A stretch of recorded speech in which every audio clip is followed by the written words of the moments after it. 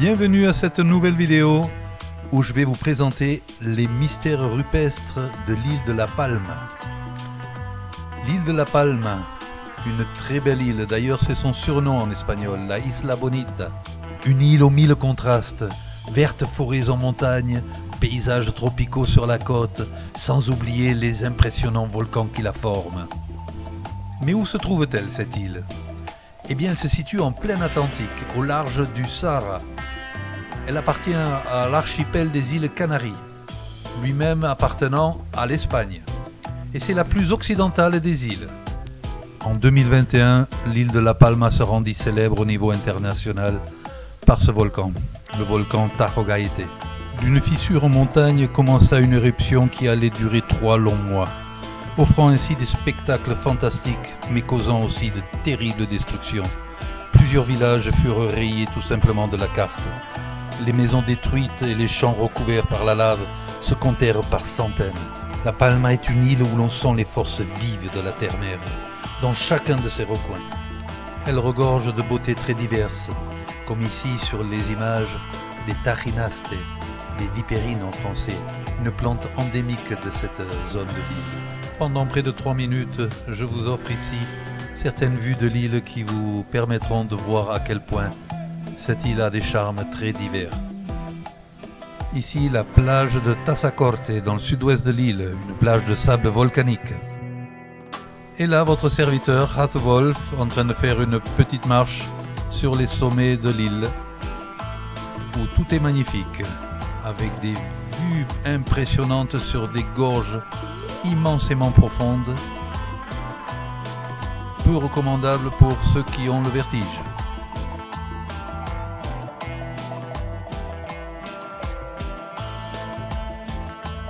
Et ici, l'observatoire astronomique du Roque de los Muchachos.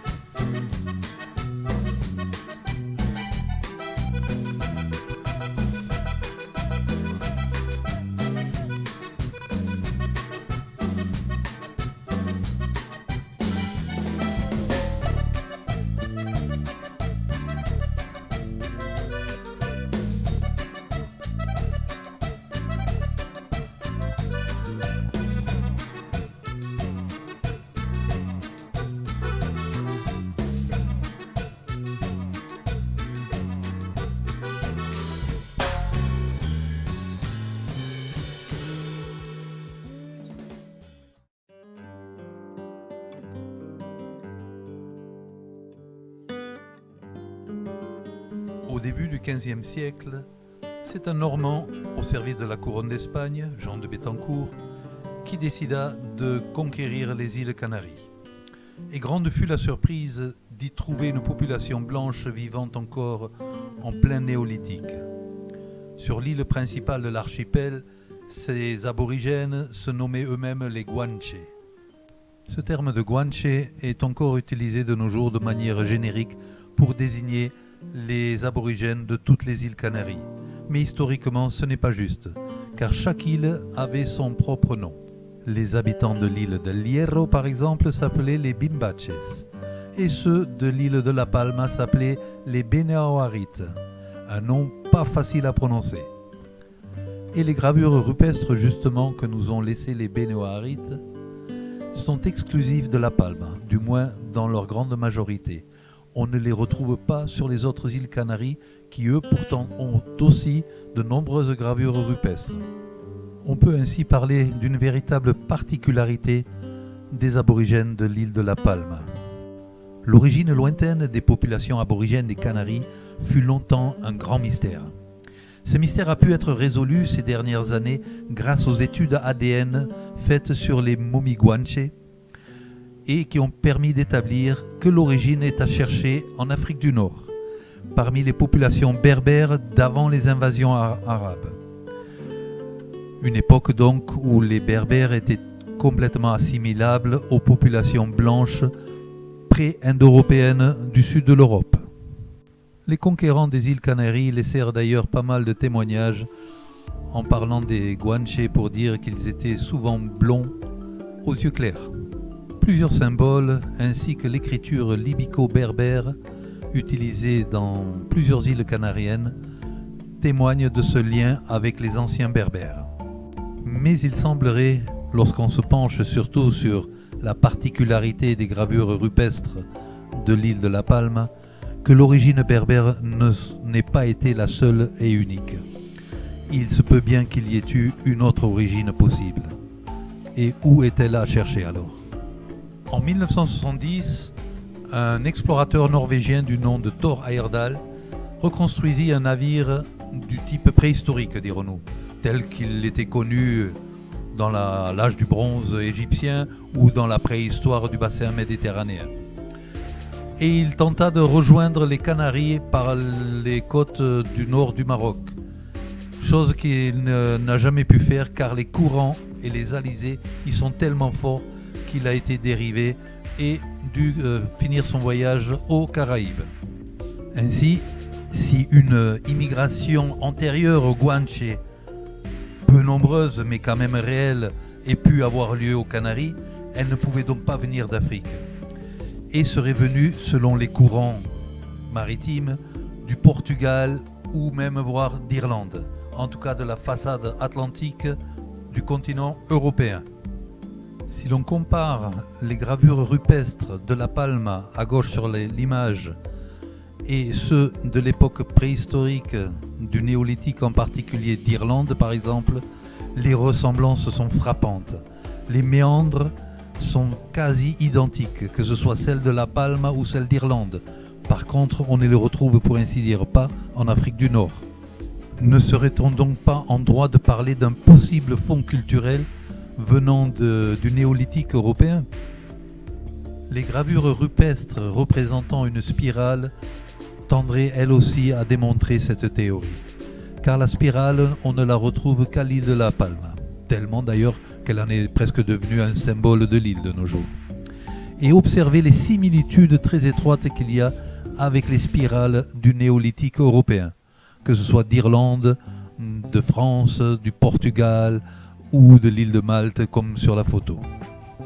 Et voici le site archéologique de Santo Domingo de Garafía, dans le nord-ouest de l'île. Ce site fut sans aucun doute un lieu où l'on faisait des rituels aussi bien à la terre-mère que au soleil. Là, une spirale qui, rappelons-le, est un symbole lié à la terre-mère justement, avec en bas à droite une cupule, des trous dans les pierres où l'on faisait des libations, des offrandes de liquide, du lait de chèvre dans ce cas, ou du sang. Et à côté, nous pouvons constater un symbole fait de cercles concentriques qui est, comme cet autre symbole, un symbole solaire. Donc où l'on invoquait très certainement le dieu du soleil Mahek, qui est le dieu du soleil des Guanches à l'île voisine de Tenerife. Le nom que portait ce dieu du soleil pour les Bénéo-Harites, je ne le connais pas. Je ne sais pas d'ailleurs si on le connaît. Et là, une autre spirale gravée dans cette pierre plate, autre lieu donc de culte à la terre-mère. Encore une très belle spirale.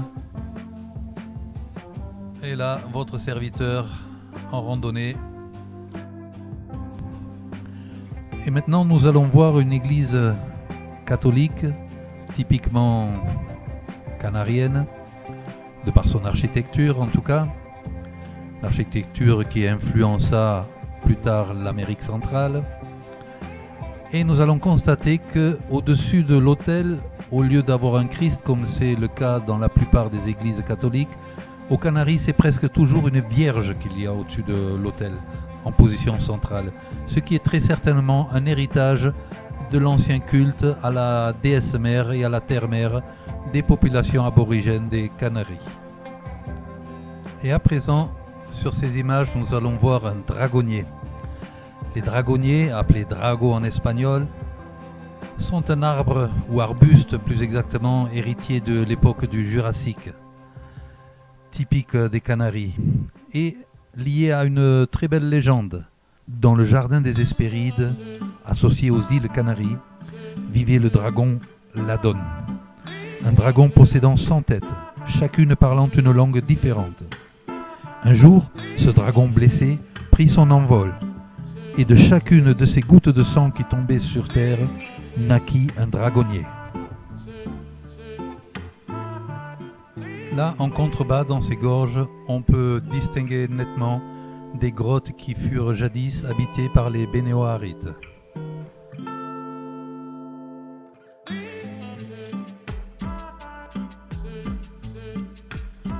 Au bout de ce sentier se trouve justement une de ces grottes qui a été réaménagée un peu dans le goût de l'époque.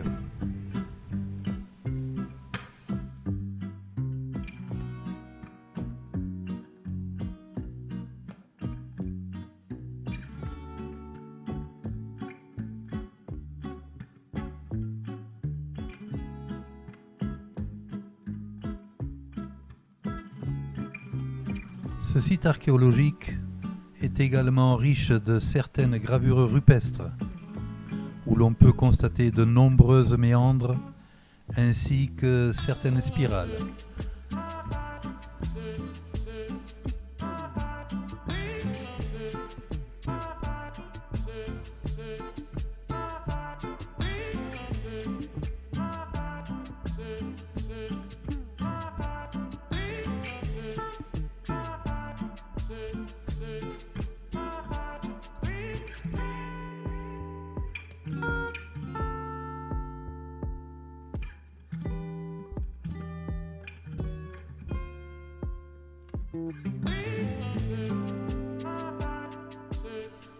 Et voici à nouveau ces mêmes grottes que nous avons vues de plus haut, mais cette fois-ci d'un peu plus près.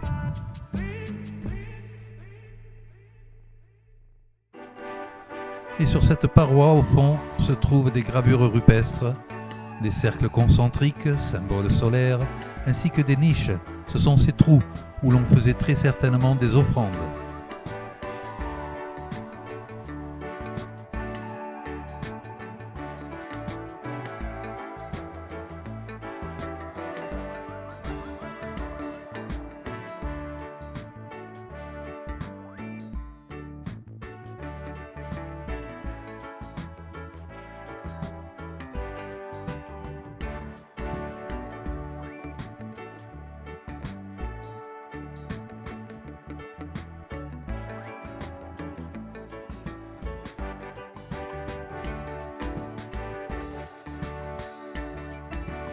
Et voici quelques photos faites en 2011 sur un site archéologique qui s'appelle la Zarza, dans le nord-ouest de l'île aussi. Un site qui malheureusement est maintenant fermé, avec certaines représentations de gravures rupestres que l'on pouvait acheter, des reproductions dans ce cas bien sûr. Et là on voit quelques aborigènes à l'œuvre, ainsi que les forêts typiques du nord de l'île. Et voici donc le site archéologique en soi. Ce site regorge de sources. L'eau, symbole de vie, chose qui est confirmée par ces spirales et par les méandres qui regorgent sur ces gravures rupestres. Là encore une spirale. Et voici donc ces fameuses méandres que l'on peut associer sans problème aux méandres du néolithique européen.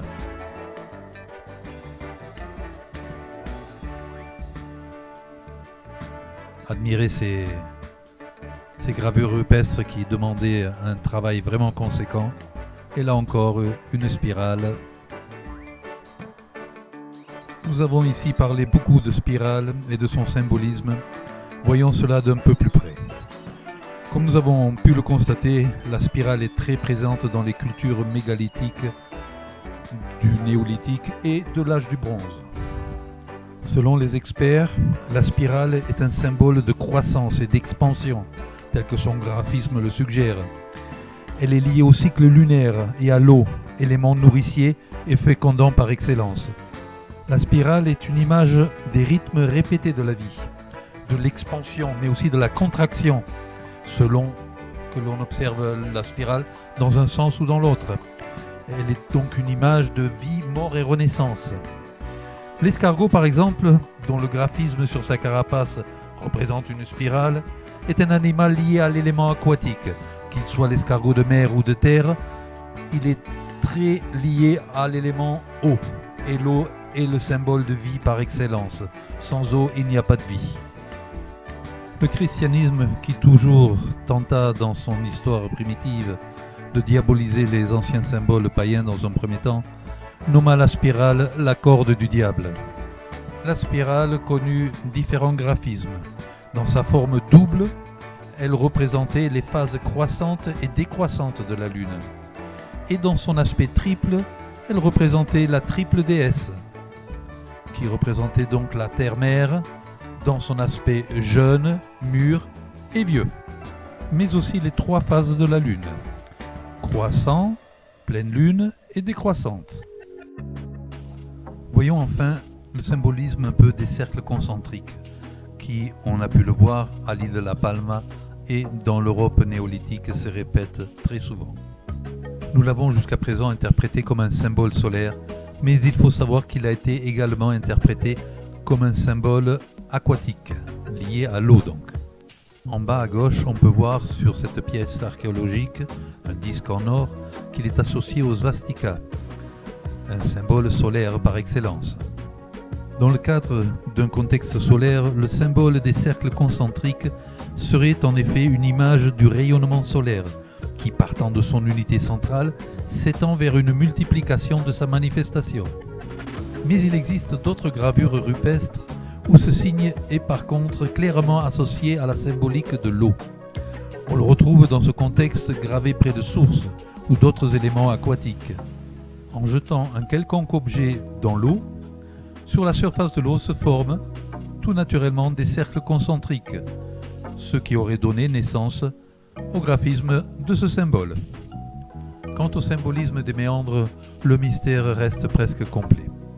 On pourrait penser à un lien avec l'eau, mais surtout avec la terre-mère et ses entrailles. Vu le contexte dans lequel on retrouve souvent ces méandres, très proches de la terre, voire sous la terre dans des cairns ou dans des sites mégalithiques souterrains, l'évidence pourrait parler en faveur d'un lien avec la terre-mère. Et voici sur cette image une représentation de méandres issus de la culture berbère, une des très rares à ma connaissance, la seule d'ailleurs que je connaisse. Il se peut qu'il y en ait d'autres, mais je n'en ai pas connaissance. Et cette stèle est fantastique, elle est âgée de 8000 ans. Et ici, les méandres sont associés à un symbole solaire. Donc là, on s'éloigne énormément du symbolisme de la terre-mère. De notre côté, on pourrait penser dans ce contexte à une association entre le symbolisme de la terre-mère et celui du soleil. Bien, sur ces quelques dernières images, nous voici arrivés à la fin de cette vidéo qui, j'espère, vous aura plu et intéressé, et j'espère aussi vous aura fait découvrir ou approfondir certaines connaissances à propos de ces symboles et de cette culture des lointaines îles Canaries. Si la vidéo vous a plu, n'hésitez pas, abonnez-vous et likez. Et j'espère vous revoir d'ici peu sur cette chaîne YouTube. Au revoir et que les dieux vous accompagnent.